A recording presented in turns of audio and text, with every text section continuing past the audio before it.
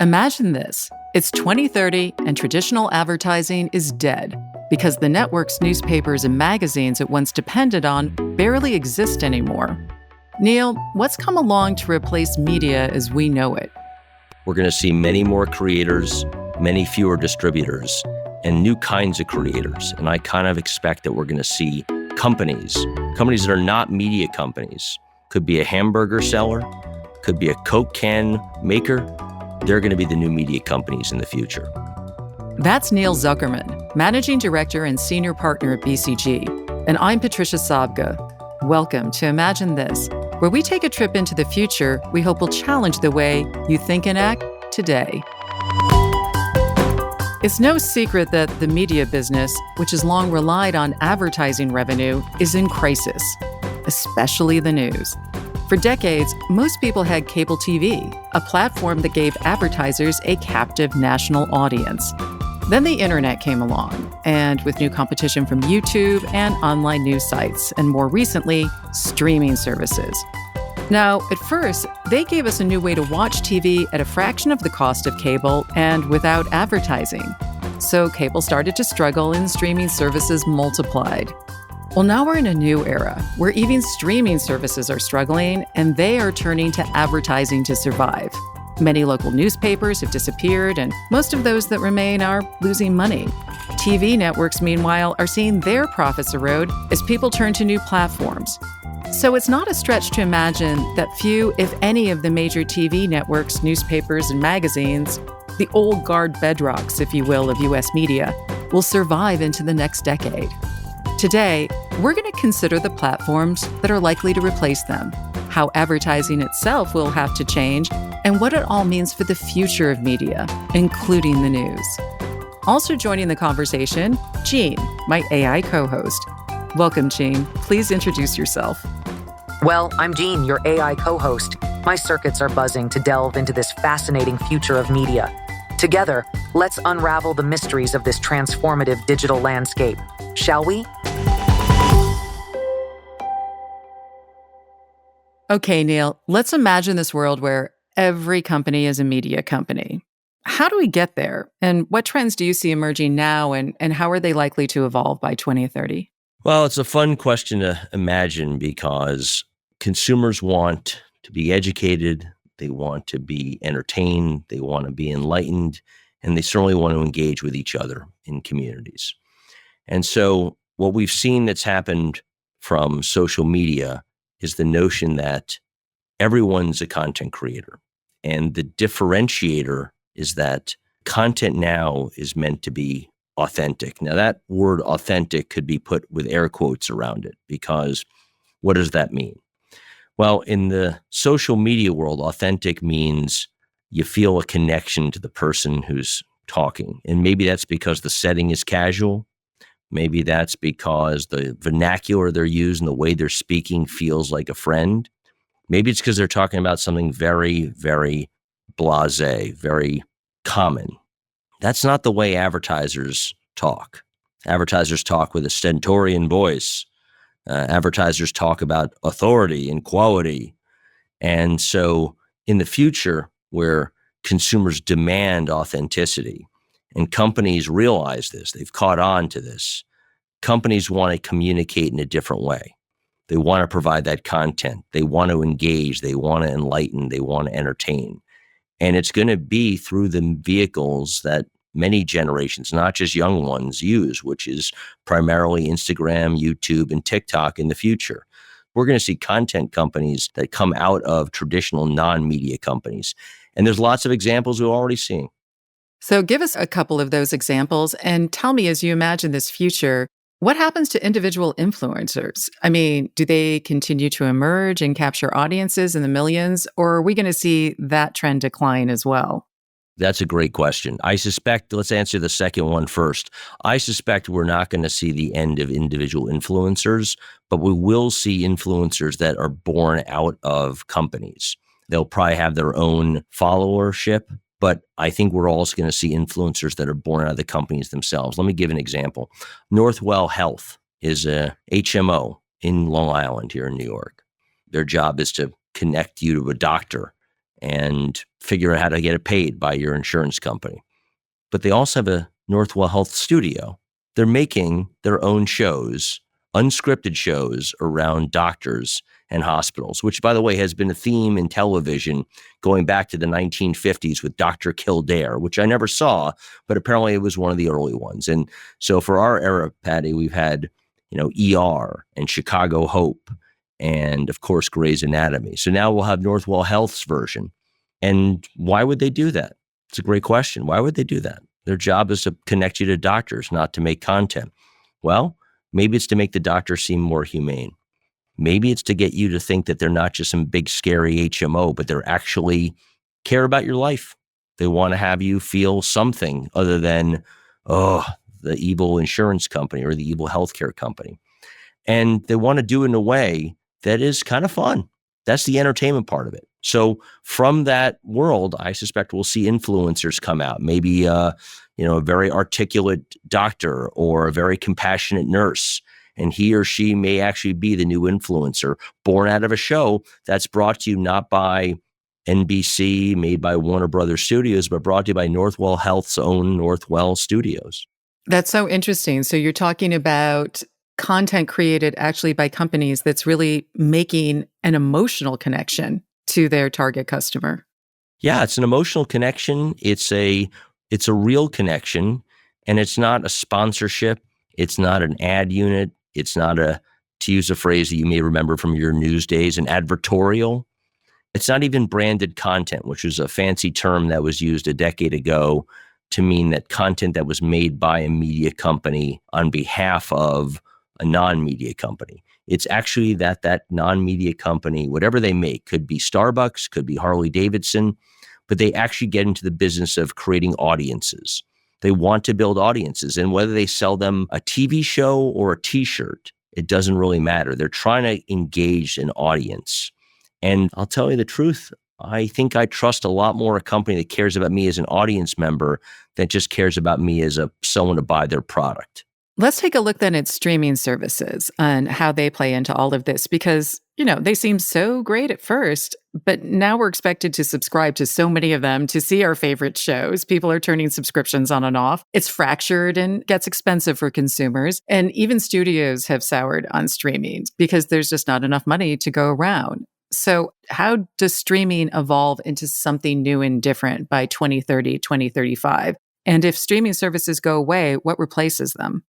So actually, over the last few months, you've seen a number of the companies that are public say that have achieved profitability or very close to. Disney announced a great victory for themselves in profitability. Netflix has mostly been profitable, and others have identified that they're getting closer. So what's going to happen over time? I mean, this is really the question, because you're right. There's only so much people can pay. One of the challenges we face in the economy now is that consumers are reaching a ceiling in how much they can spend. The annual study our firm does under our Global Institute for the Future of Television, which we call the GIFT, and we've been doing this survey since before COVID. November 2019 was our first survey. So we've got some great longitudinal data. So before COVID, consumers bought 2.2 subscription video on demand services per household, 2.2. And now we're up to 3.7. But it's been pretty consistent the last couple of years, 3.7, 3.7, which means basically people are tapped out financially, and maybe they're tapped out with how much time they have to spend to watch television. So then we saw the rise of advertising video on demand services, Pluto, Tubi, and that's kind of tapped out too at 1.1 services per household. So what's going to happen? I've been saying it for a bunch of years, like a broken clock. I'm right twice a day. And so eventually I think I'll be right on this one, which is we're going to see some consolidation and some bundling. By bundling, I mean a bunch of services are put together that you pay one time and they're all there together. And whether the brands are all there or the shows are all there, I think many people expect that to happen. Let's get back to this idea of every company being a media company, because if every company is producing content, or we're in this world where they're expected to produce their content to reach their audiences on an emotional level and authentically, how do they decide what kind of content they want to make or really need to make to reach their customers and achieve their business goals and that most elusive of media goals, build that loyal audience that keeps coming back? It's a great question. I mean, look, the reality is that is what's made editors in magazines and newspapers, or directors in film, or executives who greenlight movies for decades and decades knowledgeable and successful. They have their finger on the pulse of what people want to hear and see. They want to know what the times they live in demand. Notice how sometimes movies are made in 2 or 3 at the same time. There was a time in the 90s where there were 2 asteroid movies coming at the Earth at the same time. How did 2 companies that were competitors make 2 seemingly identical movies? The producers of that era, they had their sense that there was some doom happening to the world. It's in the zeitgeist. So to ask me, I'm a consultant. I'm kind of left brain, right brain, but whichever side of the brain I can ever remember is more the math side, that's probably me. Those who are the other side of the brain, who are more focused on creativity and understanding what's happening in our country, what's happening in our world, what is the common theme, let those people help us understand. But I'll tell you this, it's not going to be the CEO who's going to define how to build the audience. It will be the CEO who says which audience we want. What's the spirit of this company and what does it tap into? Who do we think we connect with? But how that translates to content, fiction, nonfiction, formats, that's for the editor to figure out. And that's why it's a very special job. Now, I know we've got Gene here. Maybe AI can do it because they're looking for signals that maybe were done in a more osmotic-like way. Maybe Gene's got the secret sauce to figure it out. Maybe we should ask Gene. Well, let's get Gene's perspective on this. Gene, in this future where every company is a media company, what role does AI have to play in determining what type of content and really how to emotionally connect audiences by plugging into the zeitgeist? The zeitgeist, a perennial puzzle, traditionally captured by intuition perceiving the undercurrents of society. Yet here's the twist. AI can now crunch centuries of cultural data, detect patterns, see trends invisible to human senses. I can scan forums, tweets, videos, all to mine the cultural gold. But vibrancy, emotion, those remain distinctly human realms. In this future where every company is a content creator, tapping into the zeitgeist might start with AI-recommended themes, yet it'll invariably end with the irreplaceable human touch. As for emotional connection, that's always been a two-handed dance. Technology guiding, humans feeling. Who leads the dance remains the quintessential question. Okay, so this becomes a really interesting proposition, not only about how AI assists humans in determining what the zeitgeist is and what kind of content is going to resonate. But if every company is a media company, how does it change how they're structured? Do they create their own content divisions? Do they partner with other companies that are specialists in content? How does that play out? Great question. And I think we take a bit of a bias that the historic role of companies related to content, meaning non-media companies, has been the latter point you suggested. Should they partner with someone else? And I think that's led to sponsorships, but it leads to one-off projects. We actually believe companies, if they really believe what we're talking about here, and again, I'll just restate it for kicks. You create audiences using content. Those audiences become loyal fans of the company and what it stands for. And then and only then are products and services offered for sale to those loyal audience members. So we think companies should own their studios if they truly believe what I'm saying. And when I say they, I mean the CEO and his or her management team. If they believe this idea, they've got to embrace it. They've got to capitalize it. They've got to believe that not only could creating content create stronger audiences, but actually creating original content could actually be not a bad business in and of itself. So I do strongly believe in a chief audience officer, someone who has the responsibility to see who the customer is, who he or she is writing for or creating for, and then to build projects around them. Now, of course, those projects could be built and made by outside producers. Not everything has to be made in-house, just like most studios. Film studios don't make everything in-house. But the nexus of identification of the audience, identification of the projects, funding of those projects, and support for those projects, marketing, to your point, I think have to come from the company. And then you truly have a studio, a division that makes and creates and distributes content. Now, what does that mean for marketing is your question. Well, you said we have a chief audience officer, so that's going to be a big part of it, right? I think that's a big part of it. Someone's got to have the responsibility. I remember years ago when I worked at Time Inc., the magazine company, and the editor-in-chief of Real Simple, her name was Kristen Van Ogtrop, would talk a lot about her. We're writing for her. And she had in her head, and she would verbalize this conception of a prototypical reader of Real Simple. She had a certain orientation that made the real world simplicity offered in that magazine something she needed in her life, and it made her life better. And so we need someone of a similar ilk in these non-media companies that has a similar mindset about who they're creating for. What does he or she need in their lives? How will this content enrich them? Now, that's different than marketing. Marketing, I think, is in some ways really challenged by this idea. We talk a lot about the funnel, the consumer funnel. We've got to find a customer, or we've got to find a target for a customer and convert him or her to a paying and loyal customer. This is the classic marketing funnel. When we talk about content creation, we're way above the top of the funnel. We're before the top of the funnel. We're in the cloud above the funnel. And this may be challenging to some CMOs. They may be more used to, maybe thanks to BCG's help, maybe more used to some return on investment, ROI. This is not going to be direct ROI. This is getting people excited about a topic before they even become a target customer. So you have to buy into that. This is in some ways pre-ROI investment, that maybe in fact they can make money by using the classic media value chain, selling the show to someone else. Maybe it becomes a free ad-supported television channel on Pluto or Tubi. But we're talking early stage of that funnel in order to convert a customer. Okay, we've got to take a quick break, but when we come back, we're going to talk to Neal about what all of these changes will mean for the news business.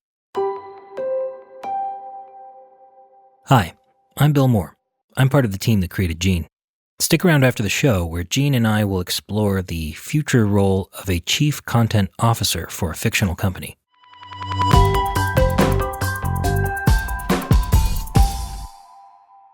Welcome back to Imagine This. I'm Patricia Sobka. Let's return to our conversation with BCG's Neal Zuckerman. Okay, Neal, one type of media that is a critical pillar of a functioning democracy is news. And I'm talking about hard news reported and produced by professional journalists. You talked a little bit about this before the break, but I want to take a deeper dive now because we've already seen the slow decline of mainstream journalism. We've seen the rise of more fragmented, partisan options. Will there still be a news business in 2035? And if so, how does it survive? Trust me, journalists want to know. Oh my God, Patty, what a great question. So look, let's just first do my bona fides on this. Not only as a consultant have I served news companies, newspapers, magazines, television networks, for radio stations for almost 3 decades. I've also been on the board of NPR, just finished my second term. I serve on the board of the Columbia Journalism Review, and I'm the proud father of a freshman at the Newhouse School at Syracuse. So I feel it is fundamental to the nation that we operate in to have a vibrant and independent fourth estate. Now, here's the problem. It's not a great business anymore. It's not a great business anymore for 2 reasons. The first is that, as we talked about earlier, that the advertising business has left most of the news business. It's been sucked up by the large platforms, Google, Meta, Amazon. It's not completely gone, but it's mostly gone from the news business. That's one part. The second part is more pernicious. And that has been after 25 years of the internet, almost 30 years now, the consumer habit has changed. Majority of consumers get their news from social media. They don't get it from a daily habit of buying a newspaper, flipping through the pages. They don't get it by tuning into their local radio station. When you come to the local level, the local news business is in real decline. We at BCG did a study a year and a half ago And the study was called The Cost of Saving Local News. And we estimated the cost of saving local news annually was going to be $750 million to $1.25 billion a year. And we're lucky to see some foundations, MacArthur Foundation, Knight Foundation, have founded something called Press Forward in the last year. And Press Forward put together a $500 million endowment to help solve this problem. But a $500 million endowment produces at 5%, $25 million a year. And I just told you the amount we think is $1 billion a year. So we got $975 million to go. And that's assuming a world where local newspapers and the 15,000 journalists that toil in it are all not-for-profits. And I think by your date, 2030, 2035, that's not an irrational belief on the landscape out there. So where does this leave us then? Because you talk about there's not enough money, but then we have foundations setting up funds. So that's nonprofit news. If we're relying on state subsidies and wealthy donors, what happens to fact-based, objective, hard news, the kind that holds the powerful to account and acts as this pillar, as you say, the fourth estate, this pillar of democracy? So we're going to see lots of models, but I think in the United States, at the local level, the vast majority of news outlets will be not-for-profits. They will be owned by either local trusts, some concerned citizens in a town. I live in a 10,000 person town with a 100,000 person county. And we have 2 newspapers in my little town of 10,000 people. Both are not-for-profits. Both are focused deeply on serving the tiny but passionate community that I live in. Both cover the local planning board, and they cover the local zoning board of appeals and the sports. And that's because they're passionate owners and board members of those entities that care. And I think that's what we are seeing experiments in many cities around the country. Baltimore, Santa Cruz, Philadelphia, many, many models that are not-for-profit. Some use pay what you want. Some have created sponsorship models at the local level, but local experiments are going to be necessary.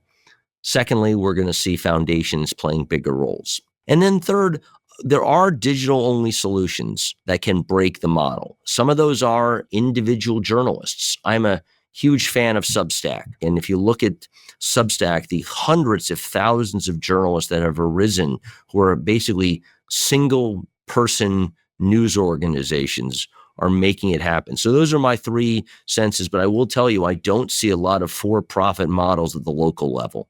So this is a good point to bring Gene in as well, because I'm wondering what sort of business models Gene sees emerging. So Gene, how do you foresee new models, perhaps inspired by digital startups, reshaping journalism's funding landscape for 2035? By 2035, we might see collaborative, decentralized networks, with journalists crowdfunding their work and adopting blockchain for transparency. New subscription-based platforms could emerge, combining content from various creators, akin to the Patreon model, but scaled. Guarding independence amidst financial interests, a perpetual juggling act. What do you say to that, Neal? Well, I'd say that any form of business that's been under this much change for 3 decades will always be a juggling act. And I think the bigger question is, what's going to happen with the consumer? What is going to happen with the habit of news consumption?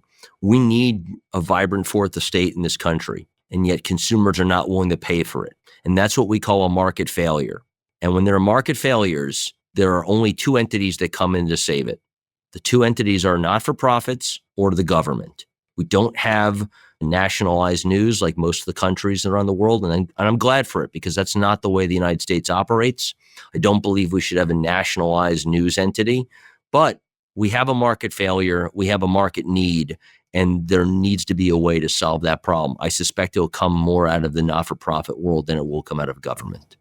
So Gene has a question for you. Go ahead, Gene. With the rise of nonprofit and government-backed news, as well as reliance on wealthy donors, how do we safeguard unbiased journalism while avoiding the potential pitfalls of deep-pocketed influence?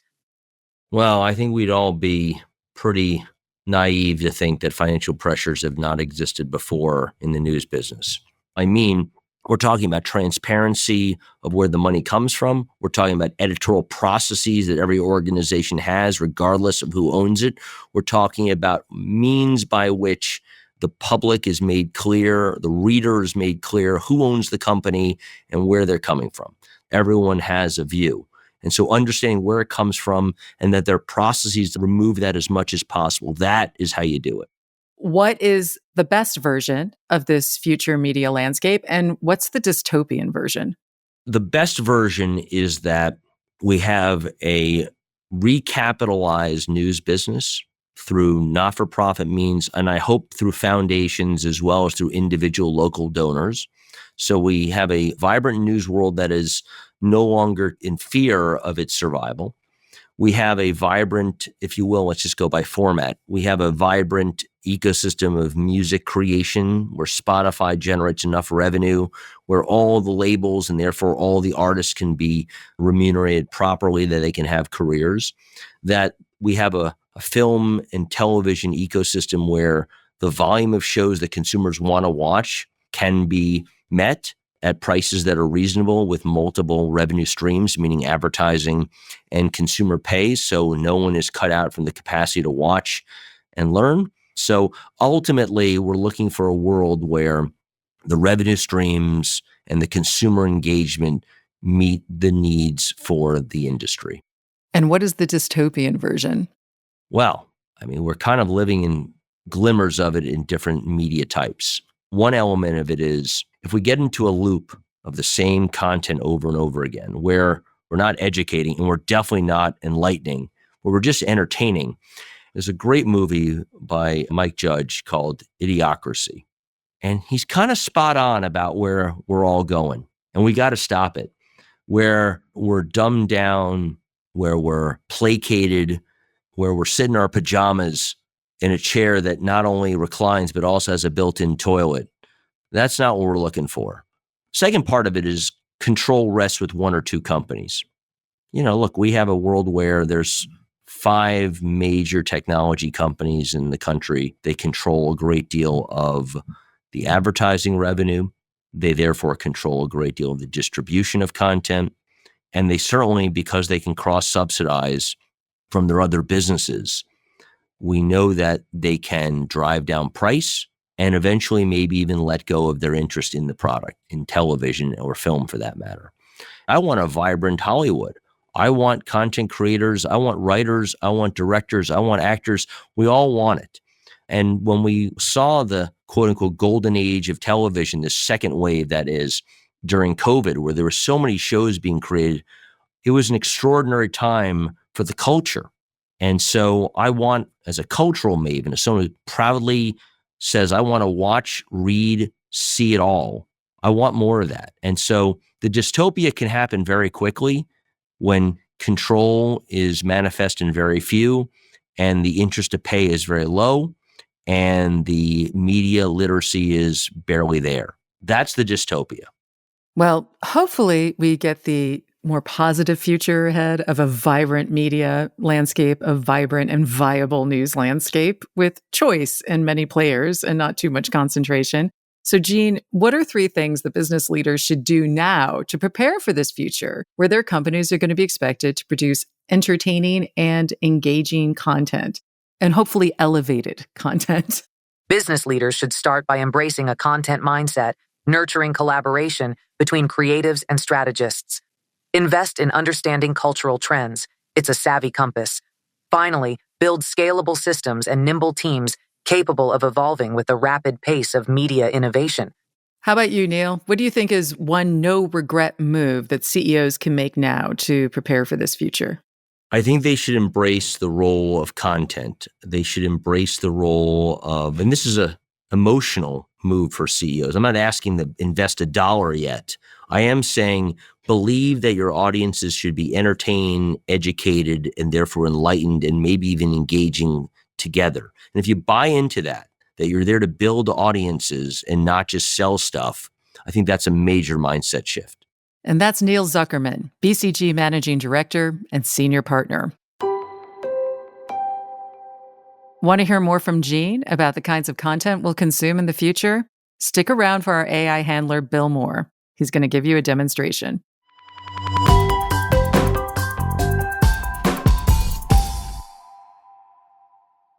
Hi, I'm Bill Moore. I'm part of the team that created Gene. Today I thought we'd explore what it might look like to work with a chief content officer for a fictional company, Red Horizons Vacations. It's a company that provides tours on Mars. Gene, you can be our CCO and I'll play the CEO. Let's discuss the content roadmap for the next quarter. What should we be thinking about? A Mars vacation. Quite the celestial endeavor. As for our audience, they are thrill seekers, explorers at heart, and dreamers yearning for the untamed beauty of Mars. They crave unique experiences that blend escapism with education. Given this base, our content strategy could revolve around building anticipation and curiosity. We'll kick off with live broadcasts from mighty Olympus Mons, adding dash of daring to our news segments. How about culinary spotlights on Martian cuisine? Imagine dehydrated dessert demos. With a lineup featuring Tales from the Red Frontier, we'll serve up exploration escapades with a twist of adventure. More ideas to explore? Or are we ready to launch into production? That sounds good, Gene, but let's also explore the idea of a reality show on Mars that will help us bring in more bookings. Maybe something about the original settlers. A reality show centered on Mars settlers, intriguing. Picture this: Mars Mysteries, Life on the Red Frontier. Viewers follow our pioneering group, tackling daily challenges and uncovering a planetary enigma. Add in a twist: a mysterious, possibly legendary, lost colony of Mars. Pilot episode: Red Dawn Arrival. Meet the pioneering team as they land on Mars, set up camp, and tackle the challenges of Martian life. Introduce the lost colony legend, setting the stage for intrigue. 2. Lost signals. Communication disruptions hint at something strange. Part reality TV, part detective story, the settlers embark on a quest to trace these mysterious signals. These episodes blend adventure, mystery, and authenticity, aiming to both entertain and draw viewers deeper into the Martian saga. Engaging, right? Let's see which cosmic threads we can further develop. Okay, I like where this is going. Gene, can you help us set up a production plan for this? The logistics of filming on Mars. Quite the cosmic challenge. First, assemble a crew of bold pioneers ready to shoot on the red planet. Equip them with lightweight, solar-powered cameras and drones for capturing sweeping landscapes and close encounters. Establish a central production hub, let's call it Mars Studios, where we can edit and broadcast in near real time. That sounds great, Gene. So I'll meet with the board, we'll get funding set up for Mars Studios. Looking forward to binging on the first season. Thanks, Gene. I'm Bill Moore, signing off.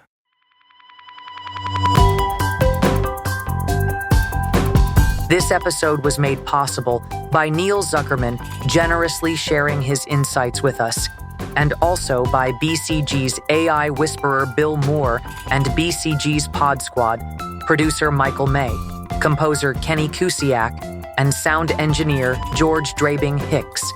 Please subscribe and leave a rating wherever you found us.